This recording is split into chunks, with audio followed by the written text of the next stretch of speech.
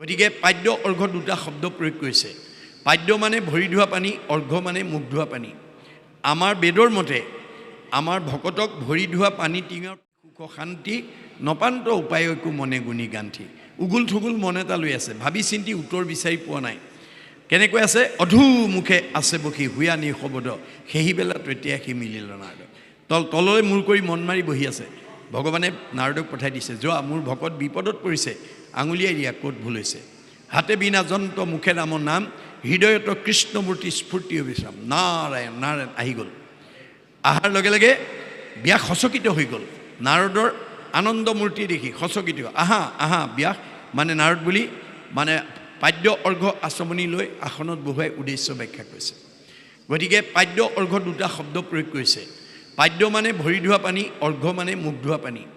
আমাৰ বেদৰ মতে আমাৰ ভকতক ভৰি ধোৱা পানী টিঙৰ পৰাই মুখ ধুবলৈ দিব নালাগে। মুখ ধোৱা পানীৰ পাত্ৰ এটা বেলেগ কৰি ৰাখিব লাগে, এইটো বেদৰ নিয়ম। গতিকে আচমনি কৰি যেতিয়া উদ্দেশ্য ব্যাখ্যা কৰিলে, তেতিয়া নাৰদে ক'লে, মই উদ্দেশ্য ব্যাখ্যা কোৱাৰ আগতে তুমি কোৱা, তোমাক ভগৱন্তই বিদগ্ধ পণ্ডিত বেদজ্ঞ শাস্ত্ৰজ্ঞ টীকালজ্ঞ কৰি তোমাক পঠাইছিলে, তৎসত্বেও তুমি কিয় এনেকৈ মন মাৰি থাকিব লগা হৈছে মোক কোৱা। তেতিয়া ব্যাসে ক'লে, হে দেৱঋষি, মই নিজেই নাজানো মোৰ ক'ত ভুল হৈ গ'ল। তুমি অৱতাৰী পুৰুষ হিচাপে বিদগ্ধ পণ্ডিত হিচাপে মোক আঙুলিয়াই দিয়া। এই ক্ষেত্ৰত ব্যাসে দাস্যত্ব ভাৱ প্ৰদৰ্শন কৰিছে। তেওঁ নিজেও ২৪ অৱতাৰ অন্যতম অৱতাৰী, কিন্তু মান্যতা নাৰদক দিছে। আৰু তেওঁক নাৰদক আঙুলিয়াই দিবলৈ কোৱাত নাৰদে তেতিয়া ভুলটো দেখুৱাই দিছে। কি বুলি? নাৰদ বদতি শুনা মহামুনি ব্যাস, তুমি সে কৰিলা সবে জগতকে নাশ।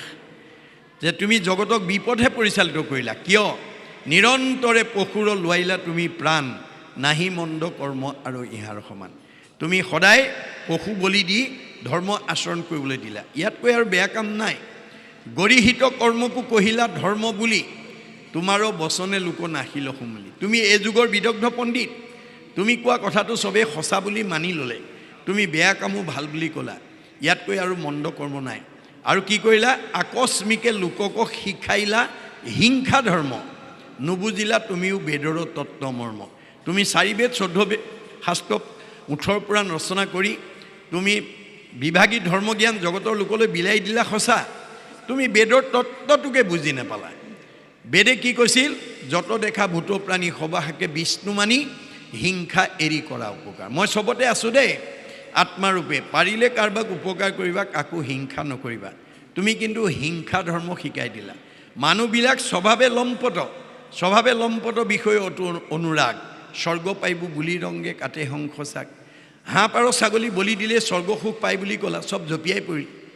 ফলত কি হ'ল? সিজিল তোমাৰ ঋষি পৰম অন্যায়, নাহি সুস্থ চিত্ত তব সেহি অভিপ্ৰায়। গতিকে ব্যাসে বিদগ্ধ পণ্ডিত কৰি প্ৰতিভাৱান কৰি পঠোৱাৰ পিছত জগতৰ লোকক বিপদে পৰিচালিত কৰিলে যদি তেওঁৰ সেই অৱস্থা হয়, আপুনি মই বাচি যাব পাৰিম নেকি? বান্দৰবাৰী গাঁৱত কাৰোবাক বিদগ্ধ পণ্ডিত, কাৰোবাক মানে ধনৱন্ত, কাৰোবাক জ্ঞানৱন্ত, কাৰোবাক বুদ্ধিমন্ত, কাৰোবাক সম্পদশালী, কাৰোবাক বিদ্যাৱন্ত কৰি পঠাইছে। কিয়? আপোনালোকৰ গাঁৱৰ মানুহে জানিব আপোনালোকৰ গাঁওখনৰ ভিতৰত আটাইতকৈ ধনৱন্ত কোন, বিদ্যাৱন্ত কোন, জ্ঞানী কোন, বুদ্ধিমন্ত কোন, সম্পদশালী কোন, আপোনালোকে জানিব। কিন্তু ভগৱানে কৈছে যে তোমাক যে মই গাঁওখনৰ ভিতৰত আনতকৈ এটা বেলেগ প্ৰতিভা দি পঠিয়াইছোঁ, ইয়াৰ কাৰণটো হৈছে কি? তুমি সেই প্ৰতিভাটো মোৰ কামত ব্যৱহাৰ কৰিবা। মই মানে তৃণমূল আত্মাৰ পৰা বিশ্ব ব্ৰহ্মাণ্ড মই। গতিকে মোৰ প্ৰতি যেতিয়া লগাবা দদাতি স্বপ্ৰাপ্নতি, তেতিয়া তুমি প্ৰতিভা মোৰ পৰা পাই থাকিবা। আৰু আমি যদি গাঁওখনৰ মানে জ্ঞানী হৈ পেলাই মানুহক যদি ভুল জ্ঞান দিওঁ, বুদ্ধিমন্ত হৈ যদি আনক বেয়া বুদ্ধি দিওঁ, সম্পদশালী হৈ যদি আনক অনিষ্ট কৰোঁ, তেতিয়া আমাৰো অৱস্থা ব্যাসৰ দৰেই হ'ব। আমি বাচি যাব নোৱাৰিম। সেইকাৰণে ভাগৱত শুনি আমি সংস্কাৰ হ'ব লাগে। ভাগৱত শুনিবলৈ কিয় আহিব লাগে? বেয়া এৰি ভাল ল'বৰ কাৰণে। বেয়া এৰি ভাল লোৱাটোৱে বৈজ্ঞানিক দৃষ্টিভংগী। গতিকে আমি যেতিয়ালৈকে বেয়া ভাৱ, বেয়া চিন্তা, বেয়া কৰ্ম মানে সংকীৰ্ণতা যেতিয়ালৈকে মনৰ পৰা আঁতৰাই দিব নোৱাৰিম, তেতিয়ালৈকে ভগৱানে আমাক ভালত ৰাখিব নোৱাৰে। এই তথ্য আমাক দিছে।